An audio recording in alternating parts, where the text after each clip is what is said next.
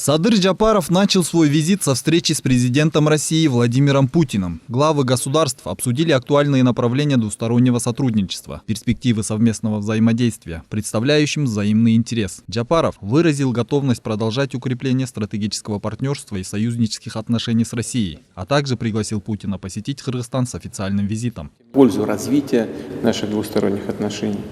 Далее президент встретился с соотечественниками, где рассказал о проводимой работе по решению их насущных вопросов, государственной поддержке студентов, получающих образование в российских вузах, а также ответил на вопросы.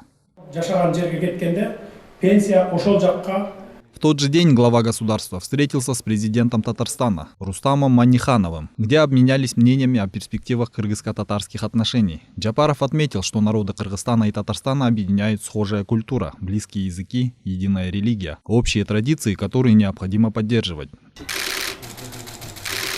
На второй день Джапаров встретился с председателем Государственной Думы России Вячеславом Володиным, председателем правительства Михаилом Мишустиным, председателем Совета Федерации Валентиной Матвиенко, а также представителями крупного российского бизнеса. Завершился визит возложением венка к могиле неизвестного солдата у Кремлевской стены в Москве. Президент почтил память погибших во время Великой Отечественной войны минутой молчания, после чего оркестр исполнил гимн Кыргызстана. Члены официальной делегации также возложили цветы.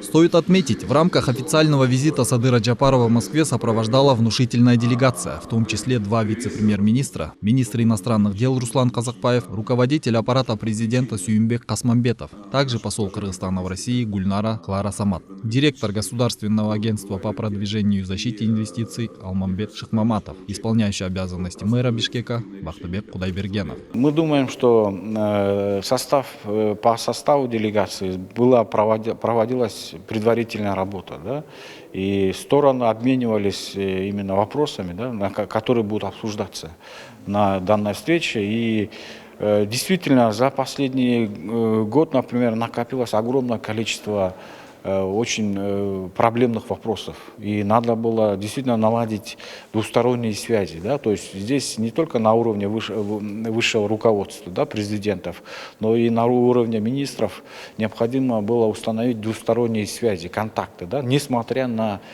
ситуацию с пандемией. Между тем, общественность очень внимательно следила за тем, как проходит поездка, кто встречает главу государства, с кем встречается и какие слова озвучиваются. И, конечно, итоги встречи. Если для России визит Джапарова имел больше ознакомительный характер, то для Кыргызстана и внутренних политических сил он имеет существенное значение. Наша съемочная группа поинтересовалась у экспертов, как можно оценить поездку первого лица Кыргызстана в Российскую Федерацию и чего от этой поездки ожидать. Встречи были довольно на теплом уровне. Видно было, что президент подготовлен тщательно к этой поездке. Делегация, риторика речи была очень сдержанной. Это дает сигнал будущим совместным проектам. Это сигнал облегчения той политической ситуации, которая в последнее время у нас в Кыргызстане сложилась.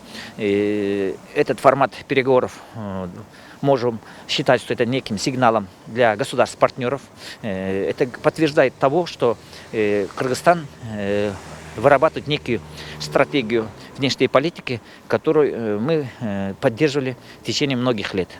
Ранее сообщалось, что будут проведены переговоры о получении вакцины против коронавируса, грантовой помощи и льготного кредита в $100 миллионов. Планировалось обсудить вопросы тарифов на газ и увеличение количества железнодорожных и авиарейсов между двумя странами.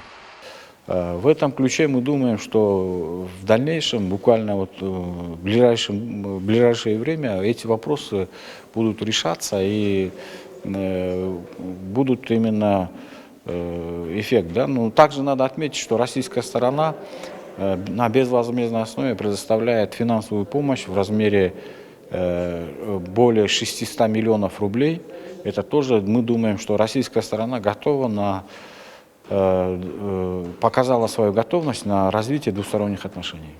В рамках данного визита Садыра Джапарова в Москву подписано несколько документов об оказании России безвозмездной технической помощи в целях создания системы маркировки товаров. На эти цели было выделено 623 миллиона рублей. Протокол между Министерством обороны Кыргызской Республики и Министерством обороны Российской Федерации в области применения беспилотных летательных аппаратов на территории Кыргызстана. Программа развития стратегического партнерства в военной области на период с 2021 по 2025 годы между главами оборонных ведомств.